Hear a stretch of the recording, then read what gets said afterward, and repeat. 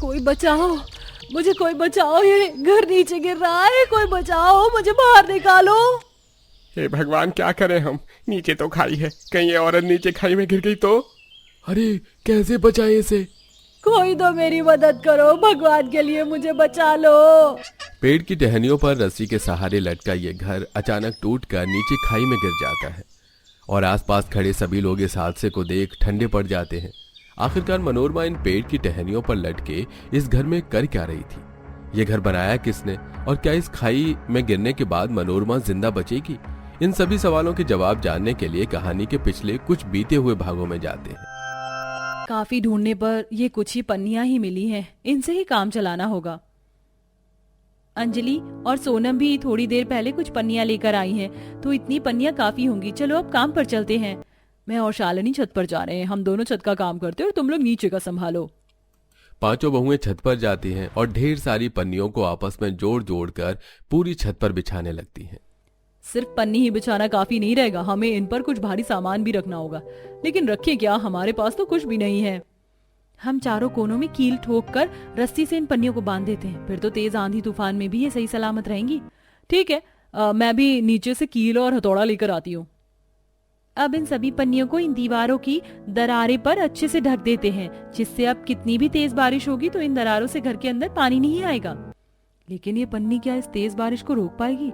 मुझे तो अभी भी काफी चिंता हो रही है। वैसे ही जब से बारिश का मौसम शुरू हुआ है तब से हमेशा हर बारिश में हमारे घर में पानी घुस आता है। तभी तो हम लोग ये सब पन्नियां लेकर आए हैं ताकि इससे छत और दीवारों को अच्छे से ढक सके। चलो अब जल्दी से ये काम खत्म करते हैं। देखो मौसम भी बिगड़ रहा है, लगता है थोड़ी देर में बारिश होने वाली है। पांचों बहुएं मिलकर छत और घर की सभी भारी दीवारों को अच्छे से पन्नी से ढक देती हैं, जिसके बाद अब थोड़ी देर में बारिश शुरू हो जाती है। लेकिन इस बार उनकी ना ही छत टपकती है और ना ही दीवारों की दरारों से घर में पानी आता है। देखा, मैंने कहा था ना कि ये जुगाड़ हमारा जरूर काम करेगा। बाहर कितनी तेज बारिश हो रही है लेकिन घर में एक बूंद भी पानी नहीं आ रहा। अगर हमें पहले ही पता होता तो ये जुगाड़ तो हम लोग कब का कर लेते। चलो खाना बनाते हैं, आज हम सुकून से आराम से खाना बना सकते हैं। पांचों बहुएं मिलकर खाने की तैयारी करने लगती हैं। तभी बाहर तेज बारिश के साथ साथ काफी तेज आंधी और तूफान भी आ जाते हैं, जिससे सबसे पहले इन पांचों बहुओं की छत पर बिछी हुई पन्नी फटकर इधर उधर उड़ जाती है और साथ ही दीवारों पर लगाई हुई पन्नियां का भी कुछ ऐसा ही हाल हो जाता है। और अब देखते ही देखते फिर से घर की दीवारों की दरार और छत से पानी घर में आने लगता है। हे भगवान, ये क्या हो गया? थोड़ी देर पहले तक तो सब ठीक था, लगता है हमने जो पन्नियां लगाई हैं वो सभी उड़ गईं। मुझे तो पहले से इस बात का डर था। अब क्या करें हम? अरे अब सब देखती रहोगी या सामान भी उठाओगी? देखो कैसे आटे चावल के डिब्बे पर पानी आ रहा है और हमारा बिस्तर भी भीग रहा है। सभी बहुएं जल्दी से बिस्तर, खाने पीने का सामान उठाकर इधर उधर रखने लगती हैं। काफी देर बाद जब बारिश रुकती है तो सभी मिलकर घर में जमे सारे पानी को बाहर निकालती हैं और घर को सुखाने लगती हैं कि तभी उन सब के पति शाम में काम से घर आते हैं। लगता है आज फिर घर के अंदर पानी आ गया था, लेकिन तुम लोगों ने तो कहा था कि तुम लोगों ने कोई जुगाड़ सोचा है जिससे घर में पानी ना आए। अब क्या बताएं, थोड़ी देर जब बारिश हुई तब तक तो सब ठीक था, लेकिन जैसे जैसे बारिश और तूफान तेज हो रहा था सारी पन्नी फटकर इधर उधर उड़ गई और वापस घर के अंदर पानी भरने लगा। ना जाने कब इन परेशानियों से छुटकारा मिलेगा हमें। आपके हाथ में ये पट्टी कैसे लगी? आज फिर आपने चोट लगवा ली। अरे क्यों करते हैं आप उस फैक्ट्री में काम? आए दिन किसी ना किसी को चोट लगती रहती है। और क्या करें, तुम सब तो जानती हो कि गांव में रोजगार के नाम पर वो एक ही कांच की फैक्ट्री है। अगर उसमें काम नहीं करेंगे तो और कहां जाएंगे? इसी काम के सहारे तो घर में 2 रोटी बन पा रही है। जाने कब इस गांव में एक अच्छा रोजगार आएगा और कब हम एक पक्के मकान में रहेंगे। तुम लोगों को इस तरह देख हमें बिल्कुल भी अच्छा नहीं लगता। गांव में रोजगार, पैसों की कमी के चलते पांचों भाई बस तीनों वक्त के खाने का इंतजाम कर पाते थे और वहीं कमजोर घर, छत और दीवारों की दरार की वजह से बारिश के मौसम में हमेशा इन पांचों बहू के घर में पानी घुस जाता, जिससे इन्हें काफी ज्यादा परेशानी होती है। अरे शांति, कहाँ चली गई थी तुम? और ये पन्नी के अंदर सफेद सफेद सा क्या है? कलावती काकी है ना, उनके ही घर गई थी थोड़ा चूना लेने के लिए। अब पन्नी से तो कुछ जुगाड़ हो नहीं पाया तो क्यों ना अब चूने से ही कुछ करें। आज मौसम थोड़ा साफ लग रहा है, जल्दी से चूने को घोल कर छत और दीवारों की दरार में लगा देते, अच्छे से सूख जाएगा तो बारिश का पानी घर में नहीं आएगा। थोड़ा थोड़ा चूना आपस में बांट सभी बहुएं छत दीवारों की दरारों को भरने में लग जाती हैं। चूने को लगाए हुए मुश्किल से अभी 10 मिनट ही हुए थे कि तभी अचानक आसमान में काले बादल छा जाते हैं और देखते ही देखते तेज बारिश शुरू हो जाती है। चूना गीला होने की वजह से वो सारा पानी में बह जाता है और वापस घर में पानी आने लगता है। भगवान से प्रार्थना कर रही थी कि बस आज का एक दिन बारिश मत करना, लेकिन देखो जैसे ही चूना लगाया वैसे ही बारिश हो गई। चूना भी नहीं बचा है अब तो। कभी चूना तो कभी घर की दीवारों में छोटे छोटे कपड़े लगा देने के बाद भी घर में बारिश का पानी आना नहीं रुकता और ऐसे ही काफी समय गुजर जाता है। शालिनी और शांति मंडी से सब्जी लेकर घर लौट रही होती हैं कि तभी रास्ते में, अरे मनोरमा, तुमने कब अपना पुराना घर तोड़वाकर ये लकड़ी का घर बनवा लिया? कितना बड़ा और सुंदर है ये घर। हफ्ते पहले इसका काम खत्म हुआ है। तुम्हें बताया था ना कि इंदौर में मेरे बड़े भैया रहते हैं, उनका यही काम है। पिछले महीने जब वो मेरे घर आए तो उन्होंने ही मेरा पुराना घर तोड़वा कर ये लकड़ी का नया घर बनवा दिया। पता है ये लकड़ियाँ बारिश में भी खराब नहीं होती, हर मौसम के लिए घर बिल्कुल बढ़िया है। ये तो काफी अच्छा है, फिर हम लोग भी ऐसा ही घर बना ले। वैसे भी हमारा घर अपनी जिंदगी की आखिरी सांसें ले रहा है, ना जाने कब टूट जाए। नहीं, वो क्या है ना, जिस लकड़ियों से ये घर बना है वो लकड़ियाँ काफी अलग होती हैं और यहाँ आसपास मिलती भी नहीं है। अगर तुम मामूली लकड़ी से घर बनाओगी तो बारिश पड़ते ही वो खराब हो जाएगा। बढ़िया ही मुझे देखा देखी करने वाली। इस गांव में अनोखा लकड़ी का घर मेरा ही है सिर्फ, और किसी का नहीं। बनने दूंगी मैं ऐसा घर।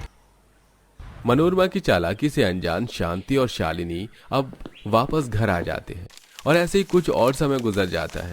आधे से ज्यादा दिन पांचों बहू का समय घर में जमे पानी को बाहर निकालने में ही लग जाता है। जितना पानी छत दीवारों से नहीं आता उससे ज्यादा तो आंगन से आ जाता है। लगता है अब चौखट थोड़ी ऊंची बनवानी पड़ेगी। अरे मैं तो भूल ही गई। क्या हुआ मेघा, क्या भूल गई? अरे आटा लाना भूल गई। वो रास्ते से सामान लेकर आ रही तो बीच में ही बारिश शुरू हो गई और आटा लेना ही भूल गई। अब दुकान के रास्ते में तो ढेर सारा पानी जमा हो गया होगा, कैसे लेने जाऊं? घर में चावल भी नहीं है, अब क्या सब सब्जी खाकर पेट भरेंगे? देवकी काकी है ना, उनसे जाकर थोड़ा आटा मांग कर ले आओ। जब कल हम लाएंगे तो उन्हें वापस दे देंगे। हाँ ये ठीक रहेगा, मैं अभी लेकर आती हूँ। अपने घर से थोड़ी दूरी पर ही बने मेघा बूढ़ी देवकी के घर जाती है और देखती है कि देवकी के आंगन और घर के आसपास जितने भी पेड़ हैं, पेड़ की टहनियों पर ढेर सारे चिड़िया के घोंसले रस्सियों के सहारे लटके हुए हैं। ये देख, ये सब क्या है? आज तक तो चिड़ियों के घोंसले टहनियों पर देखे थे, पहली बार टहनी पर लटकने हुए देख रही हूँ। मेरा पोता है ना राजू, उससे ही मैंने ये करवाया। बारिश का मौसम है, आंधी तूफान भी आते रहते। बेचारी चिड़ियों का मेहनत से बनाया हुआ घोंसला आंधी तूफान नहीं उड़ाता है, इसीलिए मैंने अपने पोते से कहकर इन्हें अच्छे से लटका दिया है। अब कितनी भी आंधी आएगी तो ये घोंसले उड़ेंगे नहीं।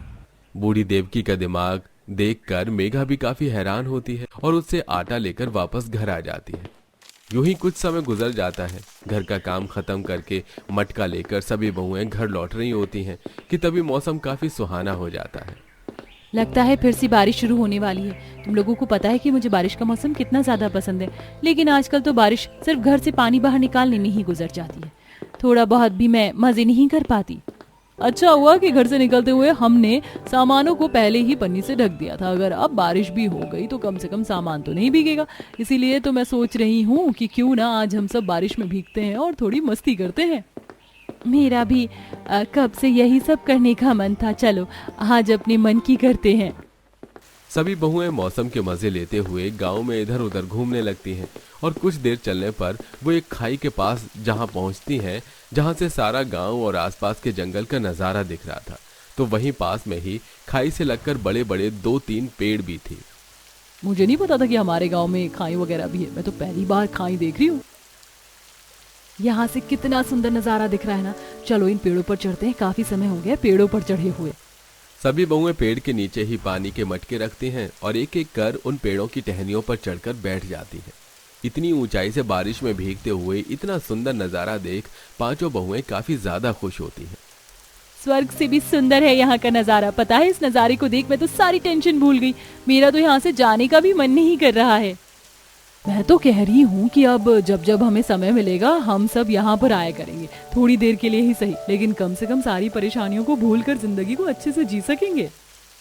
अब सभी बहुएं हर 2-3 दिन में इस खाई के पास आती और पेड़ों की टहनियों पर चढ़कर बैठ जाती।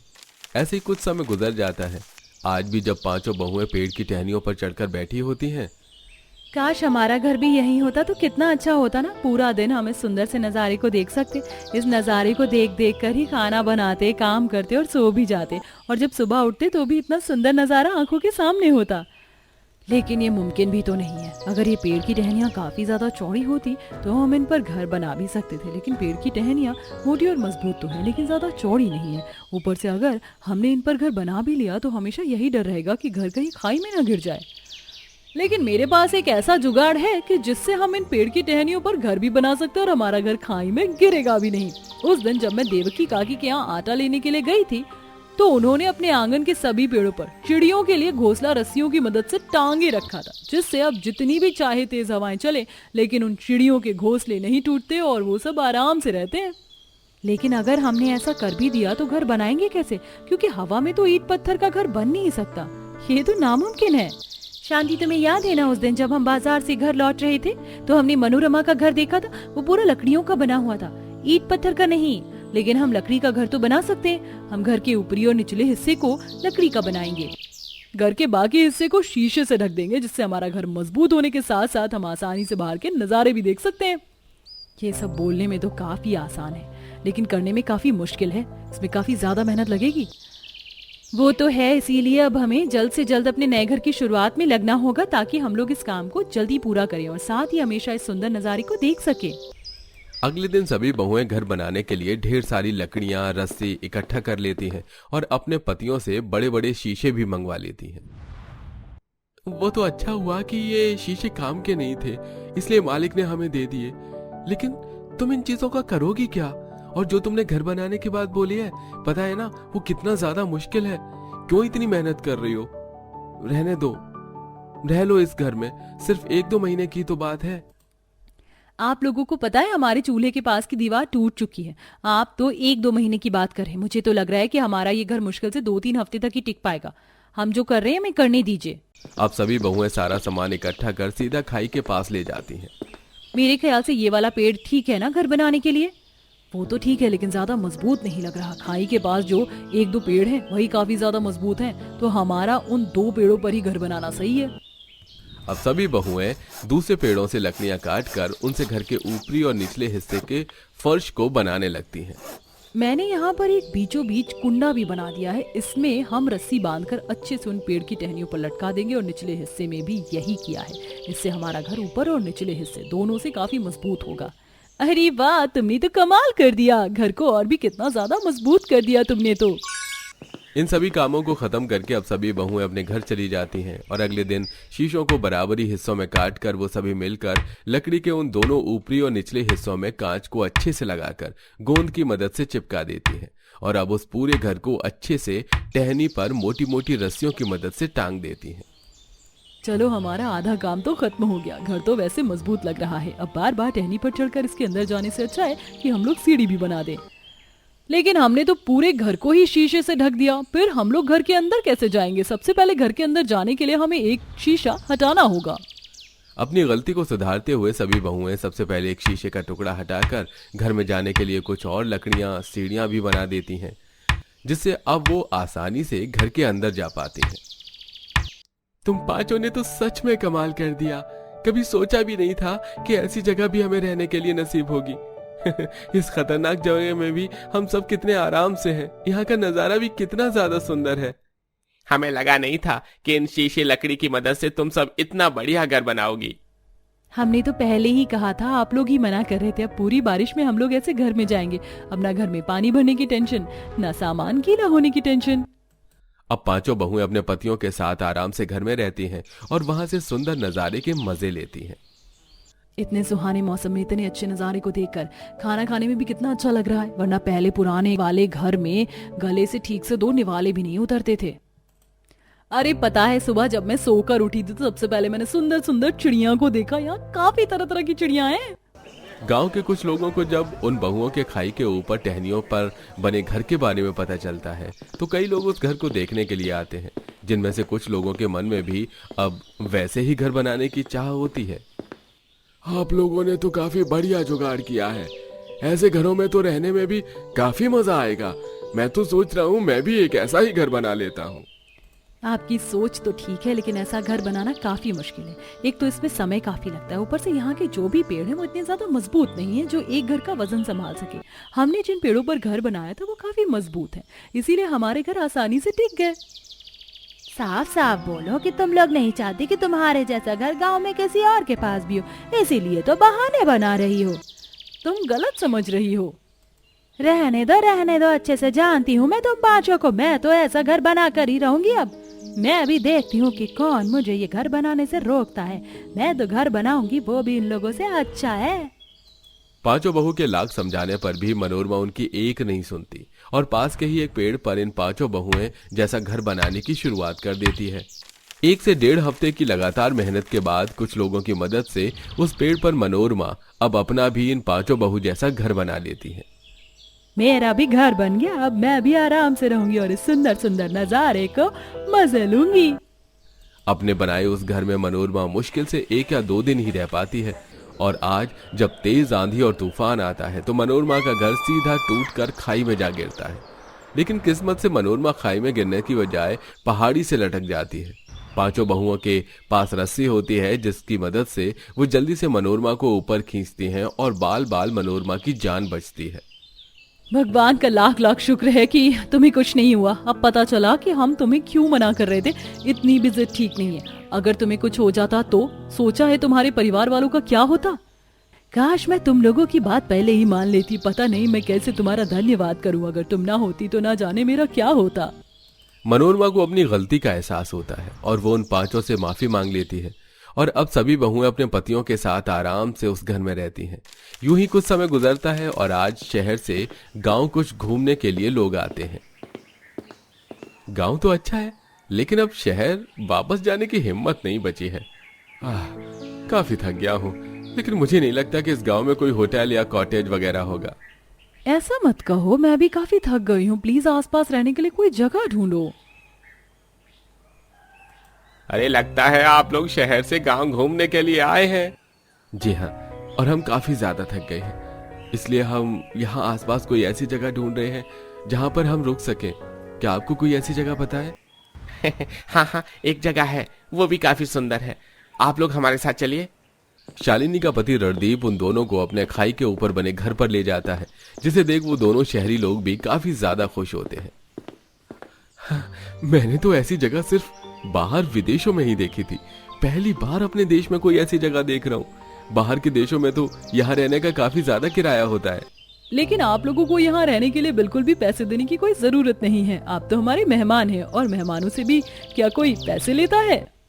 रवि नताशा सारी रात उस खाई के ऊपर बने घर में गुजारते हैं और अगले दिन उसकी काफी सारी फोटो क्लिक कर सोशल मीडिया पर पोस्ट कर देते हैं, जिससे अब कई सारे लोग उस गांव में उस घर को देखने के लिए आते हैं।